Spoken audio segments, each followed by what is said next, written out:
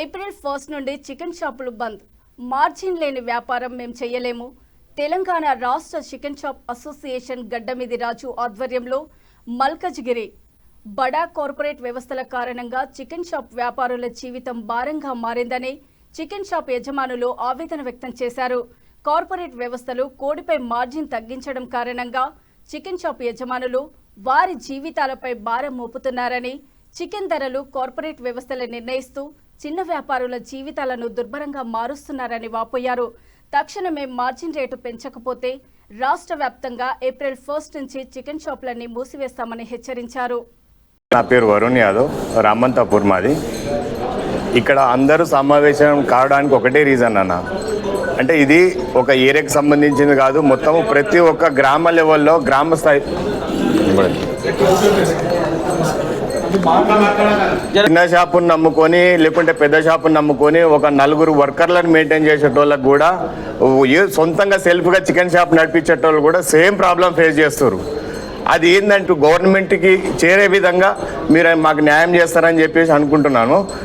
Main ఏంటంటే corona start అవుతుంది 2022లో అన్నప్పుడు అప్పుడున్న ఇదే పౌల్ట్రీ రంగంలో ఉన్న పెద్ద మనుషులు ఎమ్మటే గవర్నమెంట్ దగ్గరకు ఉరికి, అయ్యో మాకు లక్షల కోట్ల నష్టం పోతాం మేము, మీకు గవర్నమెంట్ తరఫుకెళ్ళి మీకు హెల్ప్ కావాలి, సపోర్ట్ కావాలంటే నక్లెస్ రోడ్ పీపుల్స్ ప్లాజాలో చికెన్ మేళా ఎగ్ మేళా అని పెట్టి చికెన్ తింటే కరోనా కాదు, కరోనాకి దీనికి చికెన్కే సంబంధం లేదని చెప్పేసి నిన్న మొన్న మ్యారేజ్ అయింది. ఆ హీరోయిన్ పేరు ఏం పేరు?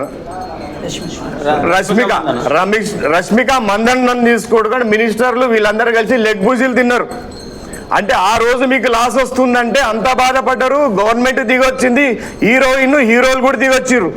మరి ఈ రోజు మేము ఎందుకు చేస్తున్నాము, దేనికి చేస్తున్నామనే ఆలోచన మీకు కొంచెమన్నా వస్తుందా? ఆ రోజు కానీ మీకు ఆ ప్రాబ్లం ఉన్నప్పుడు మేము షాపులన్నీ బంద్ చేసుకొని కరోనాలో మేము చచ్చిపోతామని వెళ్ళిపోతే మీరు కోళ్ళు అమ్మేటోళ్ళ? ఈ రోజు పరిస్థితి ఏంది?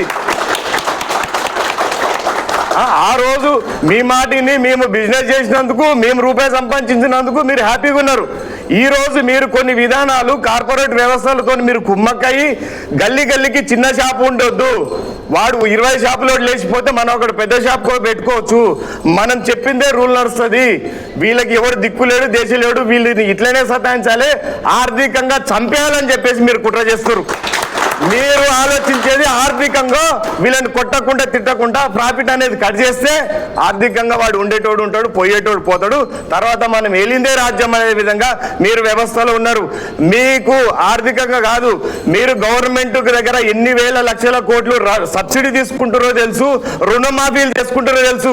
మీరు చేతగానలో కాదు, రోడ్లు ఎక్కినామనుకో మిమ్మల్ని బట్టలు ఇప్పించే రోడ్డు వస్తుంది. అది కూడా గుర్తుపెట్టుకోవాలని చెప్తున్నాను. ఇంకోటి ఇక్కడ వచ్చేసి మేము న్యాయంగా అడుగుతున్నాం. ప్రతి సంవత్సరము ఒకప్పుడు చికెన్ రేట్ ఎంత ఉండే, ఇవాళ చికెన్ రేట్ ఎంత ఉంది, చికెన్ రేట్ ఎంత అయింది అంటే మేము మెయింటెనెన్స్ని బట్టి, మీ ప్రాఫిట్ని బట్టి రేట్లు పెంచుకుంటూనే పోతున్నారు. మరి మాకిచ్చే ప్రాఫిట్ ఎంత? మాకిచ్చే ప్రాఫిట్ ఎంత? మాకు కాలేజ్ పిల్లలకి ఫీజులు పెరుగుతున్నాయి, షాపులకి కిరాయిలు పెరుగుతున్నాయి, ప్రతి దాంట్లో పెట్రోల్ అన్ని పెరుగుతుంది. మరి మా జీవితాలలో మార్పు రావద్దా? మేము ఎదిగితే మీలాగా కంపెనీలు ఏం పెట్టాం, కాకపోతే 2 రోజులు 3 రోజులు మేము సంతోషంగా పడతాం, అయ్యో 2 రూపాయలు లాభం వచ్చింది కదా ఇది అని చెప్పి. మీ ఆలోచన ఏదైతుందో ఇది 200%. గ్రామ స్థాయిలో కూడా గల్లీ స్థాయిలో కూడా మేము నలుగురేమే అనుకుంటున్నావచ్చు. రేపు పొద్దుగాల 1వ తారీఖు నుంచి వెళ్ళి చుక్కలు ఏది స్టార్లు కళ్ళలో కనబడదు కాదు, రోడ్ల మీద కనబడతాయి. మీకు రోడ్ల మీద కనబడతారు, ఇస్తారు ట్రేడర్స్ ఇస్తారు. కాబట్టి వాళ్ళకి ఇచ్చే వాళ్ళకి ఏమైనా కటింగ్లు పెట్టుకుంటే మీ కంపెనీలు వాళ్ళకి పెట్టుకోండి. మేము చిన్న రిటైల్ సంస్థలలో పోయి హోటల్లో 40,000 50,000 ఇయ్యము. మాకు వచ్చేదే కిలో కాడ వచ్చే మార్జిన్లో 40,000 50,000 మేము మార్జిన్ ఇచ్చుకుంటే వాళ్ళకి మైనస్ ఇచ్చుకుంటూ పోతే మాకేడ లాభం వస్తుంది? కాబట్టి కంపెనీలు దయచేసి ఇప్పటికైనా పట్టింపులో పోకుండా మాకు 1.75 స్కేల్ రేట్ ప్రకారం రేటు ఇవ్వాలని మా తెలంగాణ రాష్ట్ర చికెన్ షాప్ అసోసియేషన్ నుంచి రిక్వెస్ట్ చేయడం అడుగుతున్నాం. డిమాండ్ కూడా మాది.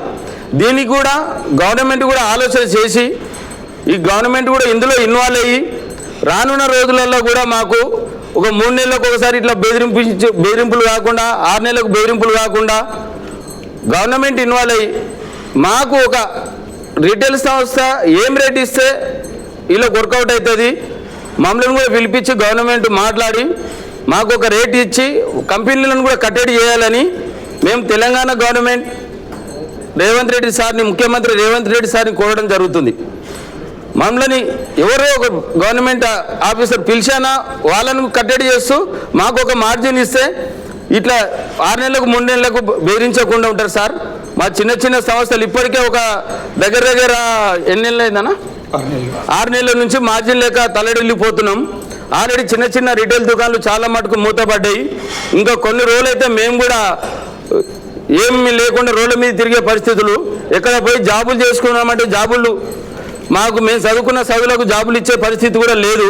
కాబట్టి మేము మా సొంత కాలం మీద నిలబడి ఏదో రోజుకు ఒక 1000-1500 రూపాయలు సంపాదించుకుంటున్నాము. దాన్ని కూడా మాకు బతుకు తెరువు లేకుండా చేస్తున్న ఈ కంపెనీలు కాబట్టి ఆ కంపెనీలను కట్టడి చేస్తూ మాకు మార్జిన్ ఇవ్వాలని, గవర్నమెంట్ కూడా ఇందులో ఇన్వాల్వ్ కావాలని గవర్నమెంట్ని కాలు మొక్కుతూ దండం పెడుతూ రిక్వెస్ట్ చేయడం జరుగుతుంది. ఇంకొకటి, రానున్న రోజులలో కూడా మన అసోసియేషన్ తరపుకి వెళ్ళి కూడా మనం 1 తారీఖు వరకు కంపెనీలకు టైం ఇవ్వడం జరిగింది. ఆల్రెడీ 2 సార్లు పోయి కంపెనీలను రిక్వెస్ట్ చేయడం జరిగింది. వాళ్ళ కంపెనీలో ఏం మార్పు రాలేదు. కాబట్టి 1 తారీఖు నుంచి తెలంగాణ వ్యాప్తంగా బంద్కు పిలుపుడియడం జరిగింది. అన్ని అసోసియేషన్లు కలిసి నిర్ణయం తీసుకోవడం జరిగింది.